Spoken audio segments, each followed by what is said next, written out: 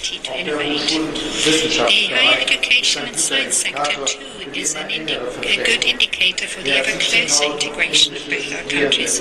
More than 7,000 Indian students are studying in German universities and higher education institutions. They are very welcome, above and beyond studies in Germany. Our consultations, as everyone is aware, are taking place in a dramatic global situation. Through its attack on Ukraine, Russia has violated fundamental principles of international law. The war and the brutal attacks against and on the civilian population in Ukraine show how unrestrained Russia has been in violating the fundamental principles of the UN Charter. Thus, I repeat my appeal to Vladimir Putin: end this war and this senseless killing, withdraw your troops from Ukraine. The importance of a rule-based order is illustrated to us and impressed upon us by this war. We agree on the fact that borders should not be changed through the use of violence, and that the inviolability of borders and the sovereignty of nations has to be universally accepted. We talked about this in greater detail, the Prime Minister and I. What needs to be done now is to ensure that we achieve a better future together, not by waging wars against each other, but by pursuing economic growth and development together.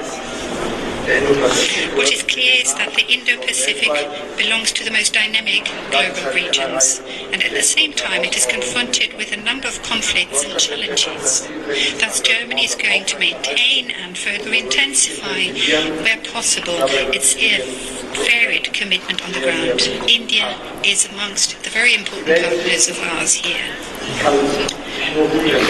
The world can only develop well if we are clear as to the fact that future relations in the world will be characterized and marked by many countries, not by a few powerful countries and nations, but by many important countries. The rise of many countries is what has become important. India numbers amongst those countries that are of greatest importance with regard to this perspective, not only because it is the country with the biggest population, but also because of the part it plays and the share it has in the global economy, which goes to say that we need to develop this global cooperation in such a way that it is not only characterized and marked by many, but also expresses a multilateral approach.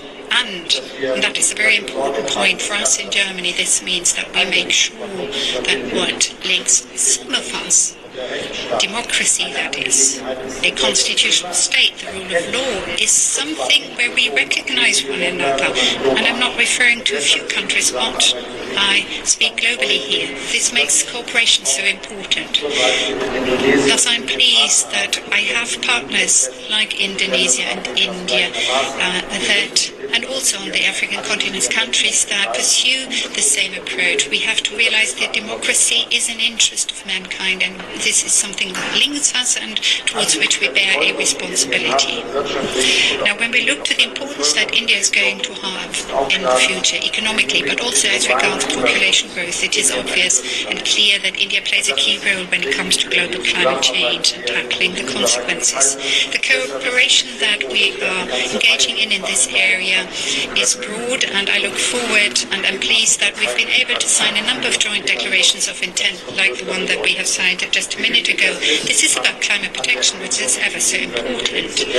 Look to the impact that the present heat wave in India has had on its population. That is an indication of the fact that climate change is having an impact, and that we have to do what we can to stop it. It is a topic where we again need to cooperate closely. We need to coordinate on this and many other issues. And this is the purpose of our intergovernmental consultations. When it comes to implementing the projects and measures of this partnership of ours, we will make available funds in the future, all of them together equal 10 billion euros.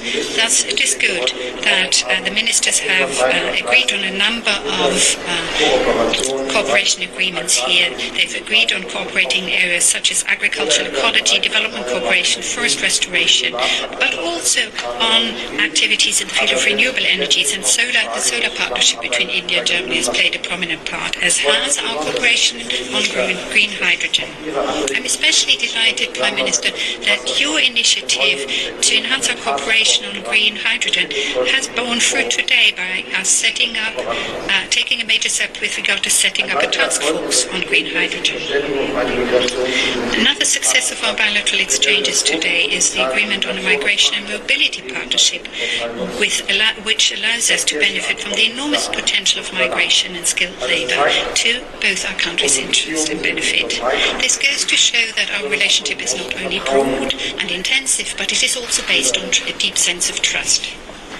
Prime Minister, thank you very much for having come to Berlin today. Thank you for your personal commitment, which has made it possible for us to have a successful exchange of views today. And I look forward already now to the next Intergovernmental Consultation in 2 years' time in New Delhi. Thank you.